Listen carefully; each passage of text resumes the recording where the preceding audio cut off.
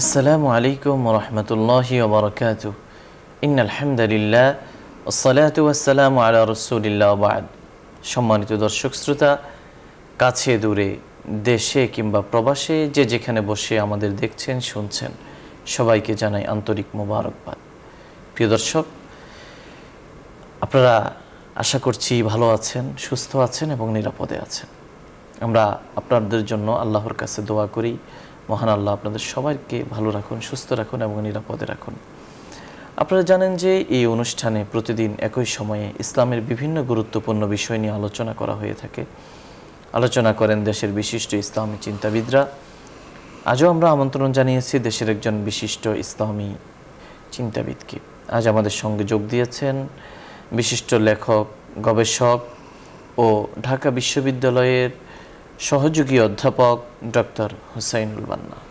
আসসালামু আলাইকুম ওয়া রাহমাতুল্লাহি ওয়া বারাকাতুহু। ওয়া আলাইকুম আসসালাম ওয়া রাহমাতুল্লাহি ওয়া বারাকাতুহু।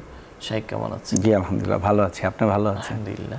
প্রিয় দর্শক, আজ আমরা যে বিষয়ে কথা বলবো সেটি হলো ঈমান ভঙ্গের কারণ। ঈমান হলো মহান আল্লাহর উপর ঈমান আনা, বিশ্বাস স্থাপন করা, পরকালে বিশ্বাস স্থাপন করা, আসমানি কিতাব এবং যুগে যুগে নবী রাসূল এর উপর বিশ্বাস করা, আল্লাহর ফেরেশতাদের উপর বিশ্বাস করা, গায়বী অনেক বিষয়ের উপর বিশ্বাস করা। এই ঈমান একজন মানুষ তার প্রাপ্ত বয়স্ক হওয়া থেকে ঈমান আনতে হয়, আর কবরে যাওয়া পর্যন্ত আমৃত্যু ঈমানকে ধারণ করতে হয়। ঈমান এমন কোনো বিষয় নয় যে এটা একটি ট্যাবলেটের মতো খেয়ে ফেললাম আর বাস আমি মুমিন হয়ে গেলাম, বরং এটাকে চর্চা করতে হয়, ধারণ করতে হয়, লালন করতে হয়। এমন কোনো কথা এবং কাজ বলা যাবে না যে কথা এবং কাজের দ্বারা ঈমান ভেঙে যায়। যেভাবে আমরা সালাতের জন্য ওযু করে থাকি এবং নির্দিষ্ট কারণে সেই ওযু ভেঙে যেতে পারে, ঠিক তেমনি ঈমানের জন্য রয়েছে নির্দিষ্ট কারণ, যে কারণগুলো পাওয়া গেলে ঈমান ভেঙে যেতে পারে এবং ওই ব্যক্তির তওবা করতে হবে, ঈমানকে নবায়ন করতে হবে। আসুন আমরা কি কি কারণে ঈমান ভেঙে যায় সেই কারণগুলো আমাদের সম্মানিত আলোচকের কাছ থেকে জেনে নিই ইনশাআল্লাহ। জাযাকাল্লাহ। নাহমাদুহু ওয়া নুসাল্লি আলা রাসূলিহিল কারীম, আম্মা বাদ।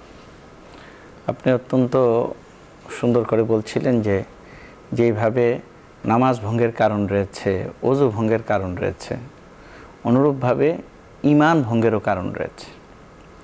সুতরাং মৌলিকভাবে চিন্তা করলে আমাদের ঈমান হচ্ছে আল্লাহ সুবহানাহু ওয়া তাআলা যা আমাদেরকে দান করেছেন, এই পৃথিবী অমা ফিহা, পৃথিবীর মধ্যে এবং পৃথিবীর বাইরে যা কিছু আছে সবচেয়ে বড় নিয়ামত হচ্ছে ঈমান। সুতরাং ঈমানকে হেফাজত করা চাই এবং ঈমানকে মৌলিকভাবে আমাদের তিনটা বিষয়কে সামনে রেখে আসলে ঈমানকে হেফাজত করতে হয়। একটা হচ্ছে বিশ্বাসগত, আরেকটা হচ্ছে কর্মগত, আরেকটা হচ্ছে উক্তিগত।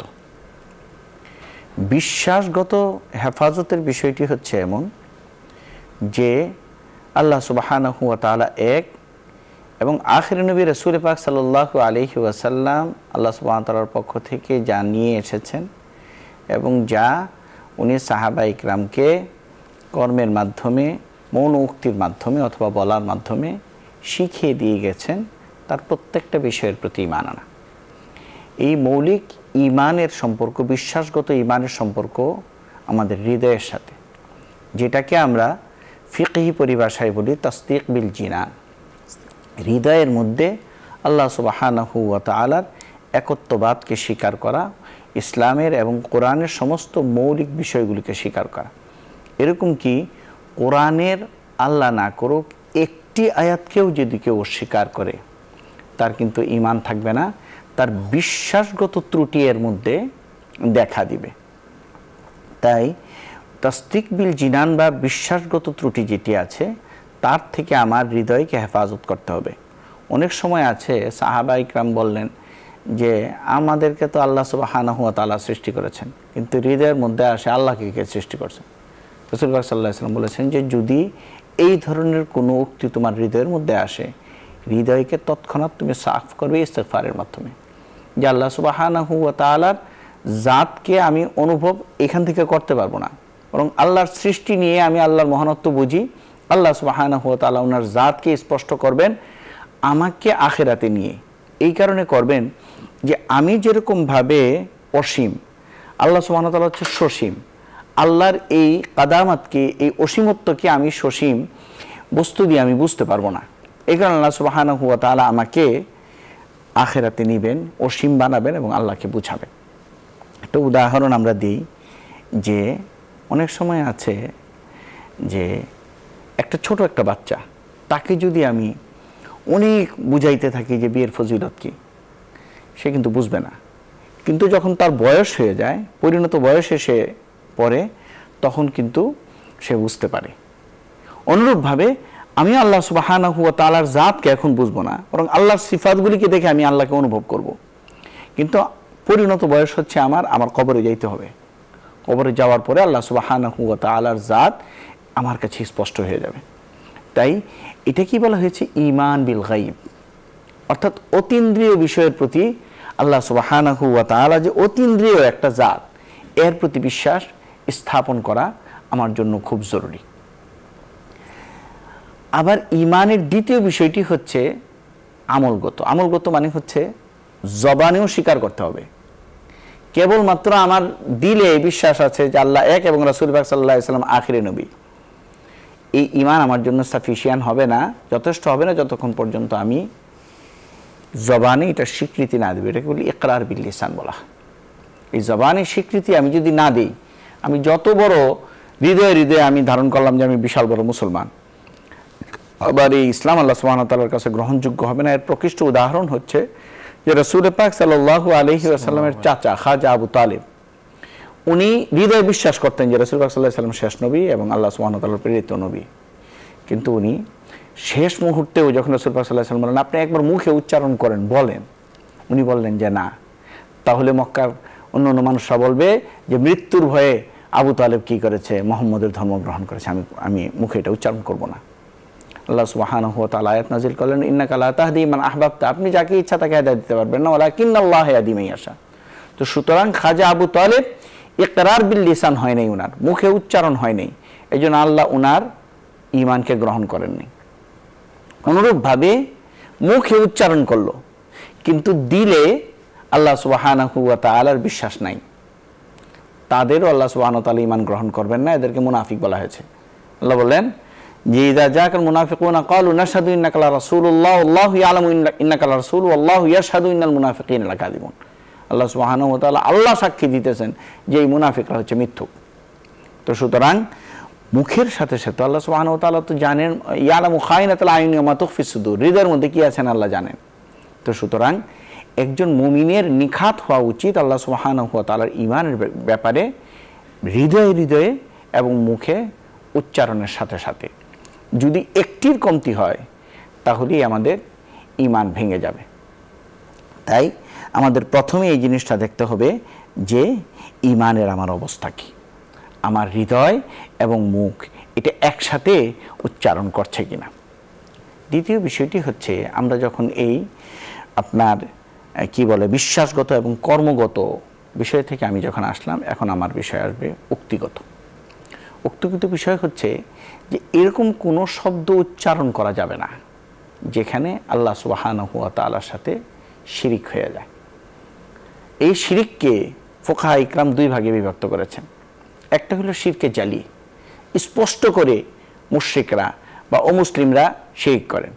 কেউ কেউ বলেন যে ঈসা মাসিহ নাউযুবিল্লাহি মিন যালিক আল্লাহর পুত্র, কেউ উযাইরকে আল্লাহর পুত্র বলেন, কেউ বলেন যে আল্লাহ সুবহানাহু ওয়া তাআলা নাউযুবিল্লাহি মিন যালিক এত কাজ একা কীভাবে করবেন, তাই আল্লাহ সুবহানাহু ওয়া তাআলা কিছু বিদ্যার দায়িত্ব অমুককে দিয়েছেন, রামকে অমুক কাজ দিয়েছেন, তাকে অমুক কাজ দিয়েছেন। এই যে এই বিশ্বাস স্থাপন করা, এটাকে শিরকে জালি বলা হয়, স্পষ্ট শিরিক। আল্লাহ সুবহানাহু ওয়া তাআলা এই ধরনের কেউ যদি শিরিক করেন তার ঈমান কখনো গ্রহণযোগ্য হবে না, যতই সে মনে করুক এটা যে আল্লাহ সুবহানাহু ওয়া তাআলা এক সময় 3 হয়ে গেছিলেন, আবার 3-এর থেকে আবার 1 হয়ে গেছেন, ইন্নাল্লাহ সালিসু সালাসা আগে বলেছেন, ওরা শেষ, আবার আল্লাহ তাআলা 1-এর অবস্থায় চলে আসছেন। তো সুতরাং শিরিক থেকে নিজেকে হেফাজত করতে হবে, শিরকে জালি থেকে। শিরকে জালি অবস্থায় আল্লাহ সুবহানাহু ওয়া তাআলা কোনো এই ব্যাপারে আল্লাহ সুবহানাহু ওয়া তাআলা ছাড় দেন না। আল্লাহ বলেছেন ইন্নাল্লাহা লা ইয়াগফিরু আন ইউশরাকা বিহি ওয়া ইয়াগফিরু মা দুনা যালিকা লিমান ইয়াশা, যে এই শিরকে জালির আল্লাহ সুবহানাহু ওয়া তাআলা কখনো মাফ করবেন না, এছাড়া আল্লাহ সুবহানাহু ওয়া তাআলা সব গুনাহ মাফ করে দিতে পারেন। তাই আমাদেরকে এই বিষয়ে খুব হেফাজতে থাকতে হবে। অনেক সময় আছে বিশেষ করে যখন আমাদের খ্রিস্টান মিশনারিরা কিছু কাজ করে এবং তারা মুসলমানদেরকে এইভাবে ধর্মান্তরিত করে যে ইসলাম আর খ্রিস্টান ধর্ম একই ধর্ম। কারণ আল্লাহ সুবহানাহু ওয়া তাআলা কোরআনে কারীমের মধ্যে বলেছেন কুল ইয়া আহলাল কিতাবি লাস্তুম আলা শাইইন হাত্তা তুকিমুত তাওরাত ওয়াল ইনজিল, যে যতক্ষণ পর্যন্ত তাওরাত এবং ইনজিলের হুকুমকে তুমি বাস্তবায়ন না করবা তুমি তো কিছুই না। তো সুতরাং এটার হুকুমকে বাস্তবায়ন করতে হলে তো তোমাকে কী করতে হবে, বাইবেলের হুকুমকে বাস্তবায়ন করতে হবে, বাইবেলের প্রতি ঈমান আনতে হবে। আমাদের কথা হচ্ছে হ্যাঁ আমরা ঈমান আনবো যে এটা আল্লাহর পক্ষ থেকে, কিন্তু আল্লাহ নিজে ঘোষণা দিয়েছেন যে বাইবেল মানে ওল্ড টেস্টামেনিয়াল এবং নিউ টেস্টামেনিয়াল উভয়টি তাহরিফ এবং বিকৃত হতে হতে আল্লাহ সুবহানাহু ওয়া তাআলার কাছে অগ্রহণযোগ্য হয়েছে বলেই আল্লাহ সুবহানাহু ওয়া তাআলা কোরআনে কারীমকে নাযিল করেছেন। তাই কোনো অবস্থাতেই একজন মুসলমানের তিনি যদি মনে করেন যে আচ্ছা ঠিক আছে আমি আল্লাহ সুবহানাহু ওয়া তাআলার সাথে এই সামান্য একটু শরীক করলাম আর কি, যে হযরত ঈসা মাসীহকে আল্লাহ সুবহানাহু ওয়া তাআলার পুত্র বলে স্বীকার করলাম, এছাড়া আর অন্য কিছু না, এরকমভাবে অনেকে যুক্তি দেন, এটি কখনো গ্রহণযোগ্য হবে না। আমরা এই শিরকে লিপ্ত হলে আমার ঈমান ভঙ্গ হয়ে যাবে স্পষ্ট। এছাড়াও শিরকে খাফি আছে। শিরকে খাফি আমরা কিভাবে করি, যে আমার হৃদয়ে আসলে বিশ্বাস আছে এবং আমি মুখে স্বীকার করতেছি, কিন্তু মাঝে মধ্যে চিন্তা করি যে আল্লাহ কিভাবে করবেন, এটা এইভাবে না করলে তো আসলে আল্লাহ করবেন না। হৃদয়ে আমরা অনেক সময় ভাবে শিরকে লিপ্ত হয়ে যাই। আমি চিন্তা করি যে ঠিক আছে এই কাজটা এইভাবে করব, কিন্তু মুদাব্বির অমুকের কাছে না গেলে তো আসলে কাজটা হবে না। শয়তান এইভাবেও আমার ঈমানকে দুর্বল করে ফেলে। তো সুতরাং এই শিরকে জালির পথকে যখন আমি খুলে দিব, এটা আমাকে শিরকে খাফির পথকে খুলে দিলে এটা শিরকে জালি পর্যন্ত আমাকে নিয়ে আসবে। অর্থাৎ এই অস্পষ্ট শিরিকগুলি একসময় আমাকে স্পষ্ট শিরিকের দিকে উদ্বুদ্ধ করবে। তাই বেশি বেশি ইস্তেগফার পড়া যখন এই ধরনের কাজ আসবে এবং আল্লাহ সুবহানাহু ওয়া তাআলার দিকে মুতাওয়াজ্জু হওয়া, যেন আল্লাহ সুবহানাহু ওয়া তাআলাই করবেন, আমি কোনো ধরনের শিরিক, সেটি স্পষ্ট শিরিক হোক অথবা অস্পষ্ট শিরিক হোক, আমি কোনোটাতেই আল্লাহ সুবহানাহু ওয়া তাআলার সাথে শিরিক করব না। 2 নম্বরের বিষয় যেটা হচ্ছে আমাদের ঈমান ভঙ্গ হয়ে যাবে যদি আমরা মনে করি আল্লাহ সুবহানাহু ওয়া তাআলা আর আমার মাঝখানে কোনো মাধ্যম আছে। বলে মা না'বুদুহুম ইল্লা লিয়ুকাররিবুনা ইলাল্লাহি যুলফা, বলে যে প্রতিমাগুলোর আমরা মূর্তিগুলোর আমরা পূজা করি এই কারণে যে আল্লাহ সুবহানাহু ওয়া তাআলার নৈকট্য লাভের তারা একটা মাধ্যম হয়ে গেছে, এই কারণে।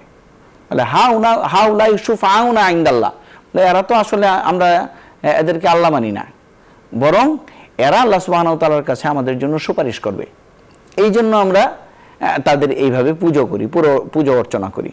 কেউ যদি এই ধরনের বিষয়কে মনে করেন, ওনার কিন্তু ঈমানের ব্যাপারে সন্দেহ এসে যাবে। আল্লাহ সুবহানাহু ওয়া তাআলাকে মানতে হবে এইভাবে, একেবারে কোনো দলিল এখানে দাঁড় করানো যাবে না, কোনো মাধ্যমে এখানে দাঁড় করানো যাবে না। আমরা দেখি যে মূর্তি পূজার আসলে উৎসটা কিভাবে সৃষ্টি হয়েছে, যে প্রথমে আমরা দেখি মানুষ সব ভালো ছিল, তারপরে সমাজের একজন ভালো মানুষের ইন্তেকাল হয়েছে, তখন শয়তান আসলো, এসে বলল যে এই ভালো মানুষটার কথা মনে করলে তো তোমাদের ভালো হইতে মনে চায়। মানুষ বলল হ্যাঁ, তাহলে এক কাজ করো, তোমরা এই ভালো মানুষের একটা ছবি স্কেচ করো, হাতে বানাও, বানায় একে রাখো তোমাদের মা বাপ বা তোমাদের উপাসনালয়ে, যখন তোমরা ইবাদত করতে আসবা তার কথা মনে হবে, বলো এত ভালো একজন বান্দা ছিল, এইভাবে তোমরা আল্লাহ সুবহানাহু ওয়া তাআলার ইবাদত করো। দ্বিতীয় প্রজন্মের কাছে আসলো, এসে বলল শয়তানি কথা যে তোমাদের পূর্বপুরুষরা কিন্তু ওনাকে সম্মান করতেন, কিন্তু এটা তো কাগজের, নষ্ট হয়ে যাওয়ার সম্ভাবনা আছে, নষ্ট হয়েও যায়, তোমরা কি করো একটা মূর্তি বানায় নাও ওনার ছবি দিয়ে, আর ওনাকে সম্মান করবা। তৃতীয় প্রজন্মের কাছে এসে বলল যে তোমাদের পূর্বপুরুষরা কিন্তু এদের ইবাদত করতে, এরাই হচ্ছে আল্লাহ। কাসাসুন নবীনের মধ্যে আবুল হাসান আলী নদভী রহমতুল্লাহি আলাইহি এই মূর্তি পূজার এই ইতিহাসটাকে অত্যন্ত সুন্দর করে বাচ্চাদের জন্য শিষ্যসুলভ করে উনি আরবিতে লিখেছেন। তো সুতরাং এটার অনুবাদও বের হয়েছে, আমরা অনুবাদ পড়লেও জানতে পারবো যে আসলে মূর্তি পূজার সূচনাটা কোত্থেকে। তো মক্কার যে কাফেররা ওরা কিন্তু আল্লাহ সুবহানাহু ওয়া তাআলাকে মানত, কিন্তু তার সাথে শিরিক করত, বলতো এরাও আল্লাহ সুবহানাহু ওয়া তাআলার দায়িত্বে নিয়োজিত কিছু কিছু কাজ এরাও করেন। আল্লাহ সুবহানাহু ওয়া তাআলা তো নাউযুবিল্লাহি মিন যালিক একসাথে এত কাজ করতে পারেন না। এই জন্য কোরআনে কারীমের মধ্যে আছে যে ওয়ালা ইন সাআলতুম মান খালাকাস সামাওয়াতি ওয়াল আরদা লায়াকুলুন্না আল্লাহ। তুমি যদি তাদেরকে জিজ্ঞেস করো যে আকাশ এবং জমিন কে সৃষ্টি করেছেন, তারা কিন্তু বলতো যে আল্লাহই সৃষ্টি করেছেন। কিন্তু তারপরে কি করতো? আল্লাহ সুবহানাহু ওয়া তাআলার সাথে তারা বিভিন্ন উপায়ে শিরকে লিপ্ত হতো। তাই আমি যদি আল্লাহ সুবহানাহু ওয়া তাআলা এবং আমার মাঝখানে ইবাদতের মধ্যে কোনো প্রকারের এই ধরনের মাধ্যম আমি মানি, তাহলেও আমি শিরকে লিপ্ত হয়ে যাব এবং আল্লাহ না করুক আমার ঈমানকে কিন্তু নবায়ন করতে হবে। তৃতীয় যে বিষয়টা, মুশরিক কাফেরদেরকে কাফের মনে না করা। আহলুস সুন্নাত ওয়াল জামাতের আকীদা হচ্ছে এটা যে যারা মুশরিক কাফেরদেরকে জাহান্নাম কাফের মনে না করবে তারাও ঈমান থেকে বের হয়ে যাবে। কারণ তাদের সাথে আমার পার্থক্য হচ্ছে এটা যে আমার শিআর এবং আমার বৈশিষ্ট্য হচ্ছে যে আমি ইসলামের এই এই ক্রাইটেরিয়ার মধ্যে এই এই সিফাতের মধ্যে থাকছি, তারা থাকছে না। তো সুতরাং যদি কেউ এরকম মনে করে যে ধর্ম আসলে সবগুলোই তো সহি, আসলেও সহি, একটা ধর্ম পালন করলেই কি আল্লাহ সুবহানাহু ওয়া তাআলা জান্নাত দিবেন, স্বর্গ দিবেন? কারণ ভালো কথা তো সব জায়গায় ভালো, কোনো ধর্মে এই কথা বলে নাই যে মিথ্যা কথা বললে তুমি পার পেয়ে যাবা, বেবিচার করলে তুমি পার পেয়ে যাবে, সবগুলো ভালো কথা। তো সুতরাং আমরা কি করব? প্রত্যেক ধর্ম থেকে ভালো ভালো জিনিসগুলো তো আমরা গ্রহণ করতে পারি। এই যে আমরা একটা কথা আমাদের সমাজে অনেক সময় আমরা বলি, এই কথা ইসলামের দৃষ্টিতে কোনো গ্রহণযোগ্য কথা নয়। আমি মুসলমান হিসাবে প্রত্যেকটা কথা আমি গ্রহণ করব কোরআন এবং হাদিস থেকে। ইজমা কিয়াস আছে আমার জন্য, আমার আমলের জন্য এতটুকুই যথেষ্ট। আমার অন্য ধর্মের গ্রন্থ থেকে আপনার আকীদা আর বিশ্বাস ধার করে এনে আমার ইসলাম ধর্মকে সুসজ্জিত করতে হবে, সুন্দর করতে হবে, এটা কোনো জরুরি বিষয় না। হযরত ওমর রাদিয়াল্লাহু তাআলা আনহু এবং রাসূল পাক সাল্লাল্লাহু আলাইহি ওয়াসাল্লামের কাছে আসলেন আর বললেন যে রাসূল, আমরা তো অন্য ধর্মের যে গ্রন্থগুলো আছে এগুলো পড়ে এগুলো থেকে ভালো জিনিস তো নিতে পারি আমরা। রাসূল পাক সাল্লাল্লাহু আলাইহি ওয়াসাল্লাম কোনো উত্তর দিলেন না। আল্লাহ সুবহানাহু ওয়া তাআলা আয়াত নাযিল করলেন, ইয়া আইয়ুহাল্লাযীনা আমানু দুখুলু ফিস সিলমি কাফা, ইসলাম ধর্মে প্রবেশ করলে পরিপূর্ণভাবে প্রবেশ করো। ওয়ালা তাত্তাবিউ খুতুওয়াতিশ শাইতান, শয়তানের পদাঙ্ক অনুসরণ করো না, কারণ এইটা তোমাকে কি করবে? শয়তানের পথ অনুসরণ করার দিকে তোমাকে ইয়া করবে। হযরত ওমর রাদিয়াল্লাহু তাআলা আনহুর মতো লোক, আসাদ্দুহুম ফি আমরিল্লাহি ওমর, যিনি আল্লাহ সুবহানাহু ওয়া তাআলার প্রত্যেকটা হুকুমের ব্যাপারে সবচেয়ে বেশি কি ছিলেন? কঠোর ছিলেন। ওনার একটা মতামতের ভিত্তিতে আল্লাহ সুবহানাহু ওয়া তাআলা আয়াত নাযিল করলেন যে তুমি মুসলমান, তোমার জন্য সমস্ত কিছু পরিপূর্ণ করে দেওয়া হয়েছে, সুতরাং অন্য ধর্ম থেকে ধার নেওয়ার তোমার কাছে কিছু নেই। তুমি কোরআন হাদিস যদি ভালো করে চর্চা করো, অন্য ধর্মের যে বিষয়গুলো আছে সবগুলো আল্লাহ সুবহানাহু ওয়া তাআলা কোরআন কারীমে এনে দিয়েছেন। তাই ধার করার যে বিষয়গুলো আছে তা আমাদের পরিত্যাগ করতে হবে। এবং কেউ যদি শিরিক করে, শিরিককে শিরিক বলতে হবে, কাফেরকে কাফের বলতে হবে। আমি যদি মনে করি সে কষ্ট পাবে, তাই আমি কি বলবো না? কাফের বলবো না। অথবা কাফেরদের কোনো অনুষ্ঠানে, অমুসলিমদের কোনো অনুষ্ঠানে, বিশেষ করে ইবাদতের কোনো ধর্মীয় কোনো অনুষ্ঠানে আমি গেলাম এবং আমি মনে করলাম যে আমি একটু পূজা করেছি, তো অসুবিধা রাখি। বাহ্যিক দৃষ্টিতে ওলামা ইকরামের কাছে যদি ফতোয়া চাওয়া হয় তাহলে কিন্তু ওনারা বাহ্যিকভাবে সবসময় ফতোয়া জাহেরের উপরে হয়, বাহ্যিক বিষয়ের উপরে হয়। উনি কিন্তু ইসলামের উপরে বাকি থাকবেন না যতক্ষণ পর্যন্ত উনি নবায়ন না করেন নিজের ইসলামকে। যে সবাই মূর্তিকে পুজো দিতেছে, আমি একটু দিয়েছি, কিন্তু আমার দিল সাফ ছিল। অনেকে বলেন যে দিল সাফ ছিল, দিলের মধ্যে তো ইয়ে আছে না, এটা গ্রহণযোগ্য হবে না। আমার ঈমানকে, আমার ইসলামকে আমার নবায়ন করতে হবে। তওবার মাধ্যমে আল্লাহ সুবহানাহু ওয়া তাআলার কাছে আমাকে মাফ চাইতে হবে যে আমি আমার ঈমানে দুর্বলতা এসছে। অনুরূপভাবে রাসূল পাক সাল্লাল্লাহু আলাইহি ওয়াসাল্লাম যা নিয়ে এসেছেন, যে হুকুমগুলো নিয়ে এসেছেন, কোনো একটা হুকুমকে অপছন্দ করা, এটা ঈমান যাওয়ার জন্য যথেষ্ট, আমাদের ঈমান ভঙ্গ হওয়ার জন্য। এই সম্পর্কে একটা ঘটনা আছে যেটি প্রসিদ্ধ, যে মদিনাতে একবার চুরি হইল। এক লোকের আটার বস্তা চুরি হয়েছে এবং দেখা গেছে আপনার যে ওই লোক, যেই লোক আটার বস্তা চুরি করেছে, ওই লোক একজন ইহুদি। ইহুদি বলতেছে যে আমি তো আটার বস্তা চুরি করব কেন? কিছু কিছু মুমিন তখন বলল যে এই ভাই, যে বাহ্যিক দৃষ্টিতে মুসলমান ছিল কিন্তু আসলে সে ছিল মুনাফিক, সে কি করেছে? একজনের আটার বস্তা চুরি করেছে। চুরি করে যখন অনেক পথ এসে পড়েছে এবং যখন দেখেছে যে ফজর হয়ে যাচ্ছে, মুমিনরা নামাজের জন্য বের হবে, তখন সে তাকিয়ে দেখে যে বস্তা হইল নিচ দিয়ে ফোটা। এখন তো যে রাস্তা দিয়ে এসছে সেই রাস্তায় আটা পড়েছে, তো সে ধরা খেয়ে যাবে। সে কি করলো, বস্তাটাকে একটা ইহুদের বারান্দায় রেখে সে বাসায় এসে পড়ল। তো অন্য অন্য মুসলমানরা তখন সাক্ষী দিল যে আমরা তো আটার বস্তা নিয়ে ওকে যেতে দেখেছি। তো রাসূল পাক সাল্লাল্লাহু আলাইহি ওয়াসাল্লাম সমস্ত সাক্ষী সবুত শুনে তারপরে বলল যে আসলে চোর হইল মুনাফিক। তো সে চিন্তা করলো যে রাসূল পাক সাল্লাল্লাহু আলাইহি সাল্লাম তো দয়ার মানুষ, এই ইহুদির প্রতি দয়া করেছেন, কিন্তু উমর তো হইল আসাদুহুম ফি আমরিল্লাহ। সে বলল যে আমি রাসূলের সিদ্ধান্ত আমি মানি না, এবং ইহুদিকে বলল চল উমরের কাছে যাই, উমরের সিদ্ধান্ত আমরা মানব। তো উমর রাদিয়াল্লাহু তাআলার কাছে আসলেন, দুইজনই বললেন, এবং ইহুদি বলল এই কথা যে আসলে রাসূল পাক সাল্লাল্লাহু আলাইহি সাল্লাম এই ফয়সালা দিয়েছেন। তো হযরত রাসূল পাক সাল্লাল্লাহু আলাইহি সাল্লামের মদিনা রাষ্ট্রে রাসূল পাক সাল্লাল্লাহু আলাইহি সাল্লাম যে রাষ্ট্রপ্রধান ছিলেন, একজন বিচারক ছিলেন হযরত উমর রাদিয়াল্লাহু তাআলা। হযরত উমর রাদিয়াল্লাহু তাআলার কাছে যখন ফয়সালা চাওয়া হইল, তো হযরত উমর রাদিয়াল্লাহু তাআলা বললেন বসো আমি আসতেছি। উনি ঘর থেকে তরবারি আনলেন এবং মুনাফিকের গর্দান কেটে ফেললেন, বললেন আল্লাহর রাসূলের ফয়সালা যে মানে না, উমরের ফয়সালা তার জন্য এটা। এবং কোরআন কারীমের আয়াত নাজিল হইল এটা যে ইন্না আনজালনা ইলাইকাল কিতাবা বিল হক লিতাহকুমা বাইনান নাস বিমা আরাকাল্লাহ ওয়া লা তাকুল লিল খাইনিনা খাসিমা। না, খিয়ানতকারী হইও না।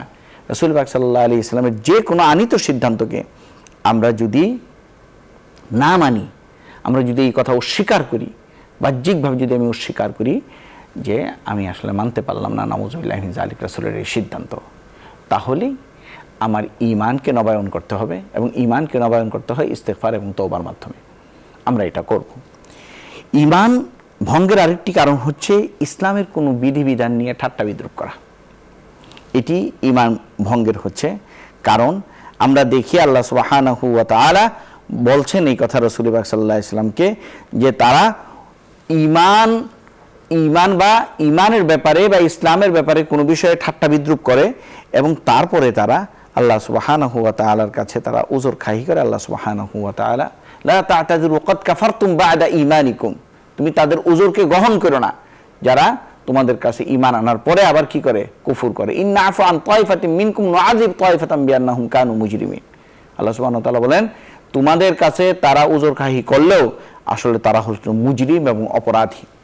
তাই ঈমানের ব্যাপারে তুমি খুব সতর্ক থাকবে এই বিষয়ে, যাতে রাসূল পাক সাল্লাল্লাহু আলাইহি ওয়াসাল্লামের বা কোরআনের কোনো আনিত বিধান নিয়ে কেউ যাতে ঠাট্টা বিদ্রূপ না করে।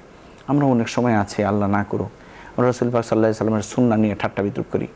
কারো যদি আপনার মুখে দাড়ি হয় এবং তখন আমরা বলি তোমার দাড়ি ছাগলা দাড়ি হয়েছে, এটাও কিন্তু রাসূল পাক সাল্লাল্লাহু আলাইহি ওয়াসাল্লামকে সুন্নতকে ছোট করে দেখা। সুতরাং এই বিষয়গুলো আমাদের পরিত্যাগ করতে হবে। আমি যখন শুনবো রাসূল পাক সাল্লাল্লাহু আলাইহি ওয়াসাল্লামের সুন্নত, একটি নেগেটিভ কথা বলা আমার জন্য এখানে জায়েজ নাই। রাসূল পাক সাল্লাল্লাহু আলাইহি ওয়াসাল্লামের সুন্নতের জন্য এইভাবে আমার নিজেকে অর্পণ করতে হবে। আমরা অনেক সময় বলি যে প্যান্ট ইয়ার নিচে টাকনোর নিচে কিভাবে না পরি, এটা তো আমার ফ্যাশনের বিরুদ্ধে হয়ে যায়, আমি এটা মানতে পারবো না।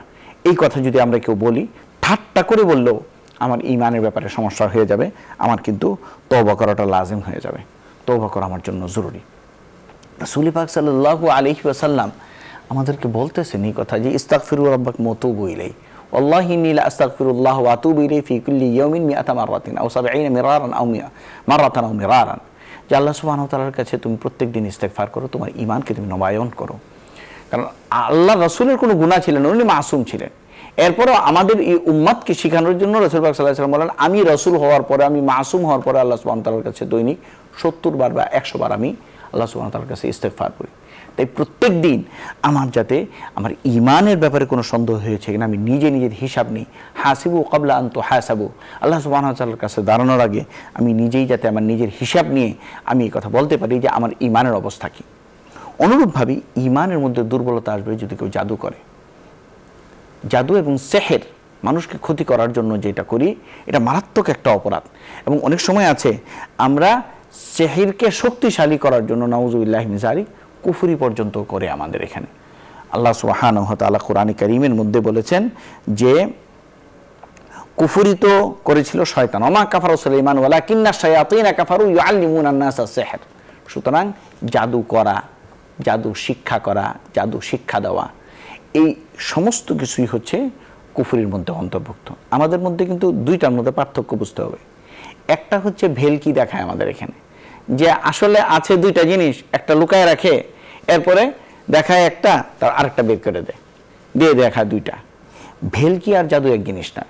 জাদু হচ্ছে সেহের, যেটা আমরা মানুষকে বান মারা, যেটাকে আমরা বলি, মানুষকে ক্ষতি সাধন করার জন্য যে সমস্ত এলেম আমরা শিখি, কোরআনের কিছু আয়াত বা হাদিসের কিছু শব্দকে আমরা পরিবর্তন করে, অথবা জিন্নাতকে, অনেকে আছে জিন্নাতের সাধনার পরে তাদেরকে বশীভূত করে আমরা অনেক সময় মানুষদের ক্ষতি সাধন করি। এই সমস্ত ক্ষতি সাধনকে রাসূল পাক সাল্লাল্লাহু আলাইহি ওয়াসাল্লাম কুফর তুল্য বলেছেন, এবং সূরাতুল বাকারার 102 নম্বর আয়াতের তাফসীরেও সমস্ত মুফাসসিরিন ইকরাম বলেছেন যে কেউ যদি জাদু এইভাবে শিক্ষা করে, সেহেরকে শিক্ষা করে, মানুষকে ক্ষতি সাধন করার জন্য কেউ যদি জাদু সেহের করে, আল্লাহ সুবহানাহু ওয়া তাআলা তার সমস্ত আমলকে আল্লাহ সুবহানাহু ওয়া তাআলা ধ্বংস করে দিবেন, এবং তার হবে জাহান্নাম। অনুরূপভাবে কাউকে দ্বীন এবং শরীয়তের ঊর্ধ্বে মনে করা। আমরা অনেক সময় বলি যে উনি এত বুজুর্গ মানুষ যে ওনার আসলে শরীয়ত ওনার উপরে কার্যকারী নয়, এটা সম্পূর্ণ মিথ্যা কথা। আমরা অনেক সময় বলি যে মারিফাতের লোক, শরীয়তের হুকুম আহকাম পালন করা ওনার জন্য জরুরি বিষয় না। এই যে কাউকে শরীয়তের ঊর্ধ্বে মনে করা, যে কেউই হোক, এটা মনে করা, এটা এক ধরনের কুফরি। এই কারণে আমার ঈমানের মধ্যে দুর্বলতা চলে আসবে।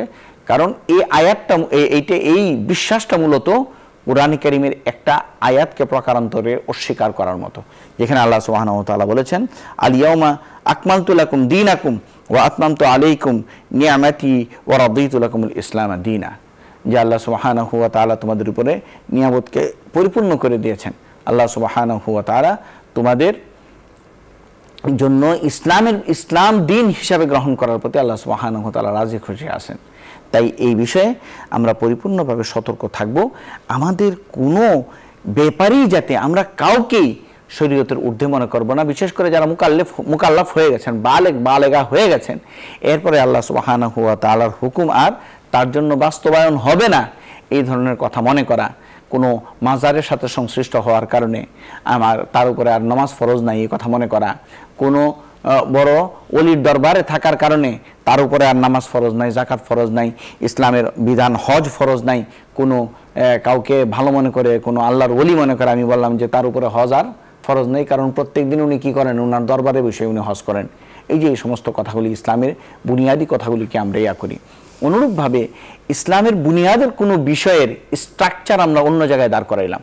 যেরকম আমি আল্লাহ না করুক নওয়াজুবিল্লাহ, কেউ যদি কাবার স্ট্রাকচারের মতো কোনো একটা স্ট্রাকচার তার ঘরে উনি কায়েম করলেন, অথবা নিজের ঘরটাকেই বললেন যে আমার ঘরটা হলো বাইতুল্লাহ, এখন কাবা শরীফকে যেভাবে তওয়াফ করো এইভাবে আমার ঘরকে তোমরা কি করো, তওয়াফ করা শুরু করো, এই যে কথাগুলি বলা, অথবা রাসূল পাক সাল্লাল্লাহু আলাইহি ওয়াসাল্লামের নাউযুবিল্লাহ মিন যালিক যে শরীয়ত 1400 বছর পরে 1500 বছর পরে এসে পুরোপুরি আর বাস্তবায়ন করা এখন আমাদের জন্য সম্ভব না। এখন আমাদের আধুনিকায়ন হয়ে কিছু কিছু কি কোরআন হাদিসের হুকুমকে এবং রাসূল পাক সাল্লাল্লাহু আলাইহি ওয়াসাল্লাম আনিত আদর্শকে আমাদের আর পালন করা যাবে না। এখন এটাকে আমাদের ইগনোর করে আমাদের করেই চলতে হবে, এরাজ করে এবং মুখ ফিরে এখান থেকে আমাদের চলতে হবে। এই ধরনের যদি আমাদের মনন মানসিকতা থাকে তাহলে এগুলোও ঈমান থেকে মানুষকে দূরে সরিয়ে মোহতারাম আপনি আমাদেরকে বলছিলেন যে ঈমান ভঙ্গের কারণ সম্পর্কে আমরা আপনার কাছ থেকে একটি বিষয় জানবো। আমাদের সময় একেবারে শেষের দিকে, যে অনেক মানুষ আছে যে ইসলামের যে উত্তরাধিকার আইন সেটা নিয়ে তার মনে প্রশ্ন যে এখানে নারীকে কম দেওয়া হয়েছে বা পুরুষকে বেশি দেওয়া হয়েছে। কেউ যদি মনে করে যে ইনসাফের দাবি হলো উভয় সমান পাওয়া, এই বিশ্বাস সে লালন করে, এটা কি এই অবস্থায় কি কেউ মুসলমান থাকতে পারবে? জি না। আচ্ছা, আল্লাহ পাক হেফাজত করুক। কেউ যদি স্পষ্ট করে এই ধরনের কথা বলেন, ওনার ঈমানের ভিতরে দুর্বলতা চলে আসবে, ওনার ঈমান নবায়ন করতে হবে, উনি তওবা এবং ইস্তিগফারের মাধ্যমে আল্লাহ সুবহানাহু ওয়া তাআলার কাছে আত্মসমর্পণ করতে হবে। ক্বালা লাহু রাব্বুহু আসলিম ক্বালা আসলামতু লিরাব্বিল আলামিন। আমার বুঝে আসতেছে না ইসলামের হুকুমটা কেন আল্লাহ সুবহানাহু ওয়া তাআলা এভাবে দিলেন। সেই কথাটা আমাদের মানতে হবে, কারণ ইলমের জারায়ে হচ্ছে তিনটা। একটা হচ্ছে আমরা আমাদের পঞ্চ ইন্দ্রিয়ের মাধ্যমে আমরা জ্ঞান শিখি, আরেকটা হচ্ছে আমাদের আকলের মাধ্যমে জ্ঞান শিখি, আরেকটা হচ্ছে ওহীর মাধ্যমে। যেখানে আমার যুক্তি, আমার আকল, আমার মেধা যেখানে শেষ, ওহী হইল সেখান থেকে শুরু।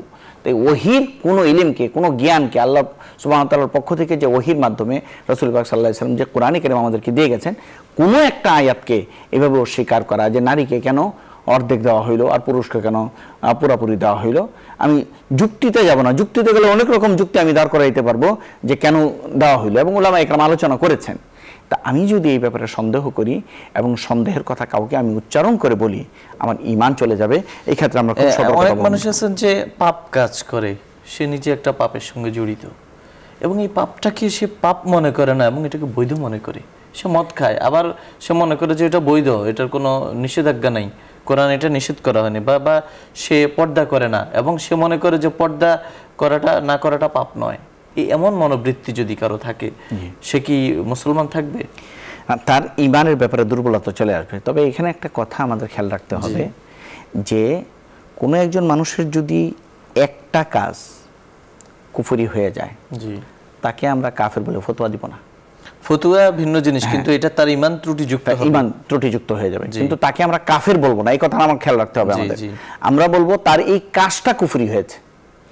তিনি যে মনে করতেছেন যে এখন পর্দা কথা আর মানা যাবে না, অনেকে নাউজুবিল্লাহি মিন যালিক, আমাদের ভাই বোনদের অনেকেরই এই ধরনের একটা ধারণা আছে। ওনারা বলেন যে 1400 বছর আগে এই ধরনের একটা হুকুম ছিল, এটা তো এখন আর মানা যাচ্ছে না, মানা যাওয়ার কোনো পরিস্থিতি নাই। তাহলে ওনার এই বিশ্বাসটার ক্ষেত্রে ওনার কুফরি হয়েছে। ওনার ইস্তেগফার এবং তওবার মাধ্যমে ওনার ঈমানকে নবায়ন করতে হবে, কারণ কোরআনে কারীমের একটা আয়াতকে এখানে আসলে প্রকারান্তরে অস্বীকার করা হচ্ছে। তাই খুব সতর্কতার সাথে আমরা বিষয়গুলো। অনেকে আছেন যে যখন তার বিভিন্ন তার দুঃখ কষ্টে পতিত হন, তার কেউ মারা যায় আত্মীয় স্বজন, তখন সে হতাশ হয়ে টেনশনে পড়ে, বা কিংবা সে চাকরি হারিয়ে ফেলছেন, ব্যবসা লস খেয়েছেন, আল্লাহকে গালি দেন। তো এই বিষয়টাকে ইসলাম কিভাবে দেখে? এটিও ইসলামে বৈধতা নেই। আমি আমার খালিককে, যেখানে মা বাবাকে, নাউজুবিল্লাহি মিন যালিক, মা বাবাকে অশালীন কথা বলে আল্লাহ সুবহানাহু ওয়া তাআলা বৈধতা রাখেন নাই। আর যেখানে আমার খালিক, আমার রাজ্জাক, আমার গফফার, আমার অস্তিত্ব যার হাতে, তাকে নিয়ে নাউজুবিল্লাহি মিন যালিক এই ধরনের গালিগালাজ দেওয়া, এটা শয়তানের পক্ষ থেকে আমাদের হয়ে থাকে, শয়তানের প্ররোচনা। আসলে এটা আমরা চিন্তা করি যে এই অবস্থায় যদি কারো ইন্তেকাল হয়, তাহলে তার অবস্থাটা কি হবে। বাহ্যিকভাবে তো উনি কুফরি শব্দ উচ্চারণ করলেন, এবং কাশ্মীরি রাহমাতুল্লাহ আলাইহি বলেছেন যে এই ক্ষেত্রে ওনাদের খুব মারাত্মক অবস্থা হবে কাল কিয়ামতের ময়দানে। রাসূল পাক সাল্লাল্লাহু আলাইহি ওয়াসাল্লাম বলেন, একটা মানুষ ভালো কাজ করতে করতে তার মাঝখানে আর জান্নাতের মাঝখানে 1 বিঘা বাকি থাকে। এই সময় শয়তান কোনো কুফরি কথা তার মুখ দিয়ে উচ্চারণ করায় সে জাহান্নামী হয়ে যায়, নাউযুবিল্লাহি মিন যালিক। তাই এই সমস্ত কথাগুলি যখন আমরা উচ্চারণ করব, আল্লাহ না করুক কেউ যদি উচ্চারণ করে, জীবন থেকে বিপদ আপদ আসবেই, আপনার আত্মীয় স্বজন মারা যাবেই, এটা পার্ট অফ লাইফ। এটা জীবনের স্বাভাবিকভাবে নিতে হবে, এবং এই সিচুয়েশনে আপনি ভেঙে পড়া বা আল্লাহকে গালিগালাজ করা, বরঞ্চ এই ক্ষেত্রে আরো ইন্না লিল্লাহি ওয়া ইন্না ইলাইহি রাজিউন আমরা মুখে বলি, এটার আসলে তরজমাটাও লক্ষ্য করতে হবে। ইন্না লিল্লাহ মানে আমরা আল্লাহর জন্যই, ওয়া ইন্না ইলাইহি রাজিউন আমরা সকলে আল্লাহর কাছেই ফিরে যাব। আমরা যে এটার অর্থটা যদি আমি খেয়াল করি, তাহলেই কিন্তু আমরা বুঝতে পারবো এই ধরনের হতাশাগ্রস্ত অবস্থা থেকে আমরা নিষ্কৃতি লাভ করতে পারবো। অসংখ্য শুকরিয়া মোহতারাম, আপনি আমাদের বলছিলেন ঈমান ভঙ্গের কারণ সম্পর্কে। প্রিয় দর্শক, আমরা আজ আমাদের সম্মানিত অতিথির কাছ থেকে যে বিষয় জেনেছি যে কিছু কাজ এমন আছে যেগুলো করার দ্বারা ঈমান ভেঙে যায়। তার মধ্যে 1 নম্বর হলো শিরক, প্রকাশ্যে এবং গোপনে শিরকি কোনো কাজ করা, আল্লাহর সিফাত বা গুণাবলী, তার নামের সঙ্গে বা তার গুণাবলীর সঙ্গে কাউকে শরিক করা, তার সত্তার সঙ্গে কাউকে শরিক করা ইত্যাদি। এরপর হলো আল্লাহর নৈকট্য লাভের মধ্যে, আল্লাহ এবং বান্দার মধ্যে কোনো মাধ্যম স্থির করা, যে যেমন মূর্তি, এটা আমাকে মাধ্যম, এটা আমাকে আল্লাহ পর্যন্ত পৌঁছাবে। আল্লাহ পর্যন্ত পৌঁছানোর ক্ষেত্রে এই জাতীয় কোনো তাগুত বা ইত্যাদি কোনো মাধ্যম মনে করা। অনুরূপভাবে কাফিরকে কাফির মনে না করা। কোনো ব্যক্তি যদি কাফিরকে মনে করে সে ভালো এবং সে তার কুফরি অবস্থায় সে পরকালে পার পাবে, এমন বিশ্বাস রাখার দ্বারা ঈমান ভেঙে যায়। এমন কথা বলার দ্বারা ঈমান ভেঙে যায়। অনুরূপভাবে ইসলামের কোনো বিষয় নিয়ে বিদ্রূপ করা, ঠাট্টা করা, উপহাস করা, এগুলো ঈমান ভঙ্গের কারণ। যে কোনো ইসলামের ক্ষুদ্র থেকে ক্ষুদ্র কোনো বিষয় নিয়ে যদি কেউ মস্করা করে, বিদ্রূপ করে, এটা ঈমান ভঙ্গের কারণ। অনুরূপভাবে জাদু বা কুফরি সম্বলিত জাদুর সঙ্গে যদি কেউ জাদুবিদ্যার সঙ্গে থাকে, এটা তাকে ঈমান ভঙ্গের কারণ। পাশাপাশি কাউকে দ্বীন ও শরীয়তের ঊর্ধ্বে মনে করা, কেউ যদি মনে করে যে এই ব্যক্তি ইসলামের ঊর্ধ্বে, এই ব্যক্তি শরীয়তের বিধানের ঊর্ধ্বে, এমন মনে করা, এটা কুফরি। সর্বোপরি তিনি আমাদের বলেছেন যে ইসলামের বিভিন্ন স্ট্রাকচার, বিভিন্ন কাঠামো, যেমন কাবা নির্মাণ করে এখানে তাওয়াফের ব্যবস্থা করা, ইসলাম যে ইবাদত যেখানে করতে বলেছেন তার জন্য যে নির্দিষ্ট জায়গা এবং স্থান এবং সেখানে কাঠামো নির্ধারণ করেছে, সেটা নিজের মতো করে স্থাপন করা।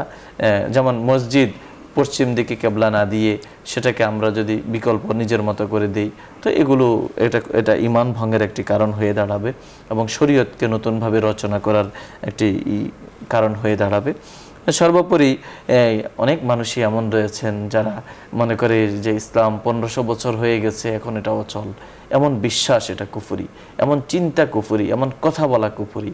বরং এমন কথা যদি কেউ বলে তাকে তওবা করতে হবে।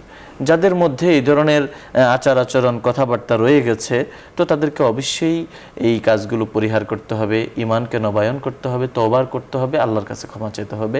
আসুন আমরা আমাদের ঈমানকে নবায়ন করি, আমাদের তওবাকে নবায়ন করি এবং আমরা আল্লাহর কাছে ফিরে আসি। প্রিয় দর্শক, আলোচনার এই পর্যায়ে আমরা সংক্ষিপ্ত মুনাজাতে অংশগ্রহণ করব। আমাদের সময় একেবারেই শেষ, অল্প সময় আমরা মুনাজাত করব। আপনারা চাইলে আমাদের সঙ্গে মুনাজাতে শামিল হতে পারেন। আল্লাহুম্মা আমিন। আল্লাহুম্মা সাল্লি আলা সাইয়্যিদিনা ওয়া মাওলানা ওয়া শাফিঈনা ওয়া হাবিবিনা আলা মুহাম্মাদিন নবিয়্যিল উম্মি ওয়া আলা আলিহি ওয়া সাহবিহি আজমাইন ওয়া বারিক ওয়া সাল্লিম কামা তুহিব্বু ওয়া তারদা আদাদা মা তুহিব্বু ওয়া তারদা। আল্লাহুম্মা ইন্না নাস্তাগফিরুকা ওয়া নাতুবু ইলাইক। لا إله إلا أنت سبحانك إني كنت من الظالمين. ربنا ظلمنا أنفسنا وإن لم تغفر لنا وترحمنا لنكونن من الخاسرين. ربنا آتنا في الدنيا حسنة وفي الآخرة حسنة وقنا عذاب النار. ربنا هب لنا من أزواجنا وذرياتنا قرة أعين واجعلنا للمتقين إماما. رب ارحمهما كما ربياني صغيرا. رب ارحمهما كما ربياني صغيرا. رب ارحمهما كما ربياني صغيرا.